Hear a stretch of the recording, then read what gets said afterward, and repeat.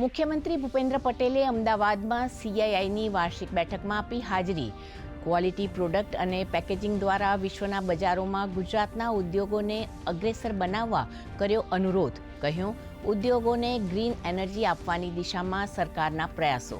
હોળી ધૂળેટીના તહેવાર માટે વતન જતા લોકો માટે ST વિભાગે વધારાની 65 ટ્રીપનું કર્યું આયોજન. તો ડાકોર અને દ્વારકામાં ફૂલડોલ ઉત્સવ માટે આજથી 16 માર્ચ દરમિયાન દોડશે 400 જેટલી એક્સ્ટ્રા બસ. STના ડ્રાઈવર અને કંડક્ટરોની આગામી 4 દિવસ રજાઓ કરાઈ રદ.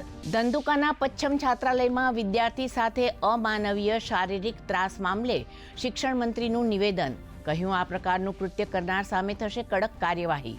ઘટનામાં જવાબદાર 5 વિદ્યાર્થીઓ તાત્કાલિક અસરથી છાત્રાલયમાંથી સસ્પેન્ડ. રાજ્યમાં ધોરણ 10 અને 12 સાયન્સની પરીક્ષા પૂર્ણ. કાલથી ઉત્તરવહીઓની ચકાસણીનું કાર્ય થશે શરૂ. તો ખેડાના ડાકોરની ભવન સ્કૂલમાં ધોરણ 10ની બોર્ડની પરીક્ષામાં એકબીજાને કાપલીની આપલે કરતા વિદ્યાર્થીનીઓના CCTV ફૂટેજ મુદ્દે તપાસનો ધમધમાટ શરૂ. કેરી રસિકો આનંદો. પોરબંદરના માર્કેટ યાર્ડમાં 10 દિવસ વહેલી કેસર કેરીની આવક. બરડા પંથકની કેસર કેરીની દેશ વિદેશમાં માંગ. કેસર કેરીના પ્રતિ કિલોના ₹450 થી 711નો ભાવ. વેપારીઓમાં ખુશી.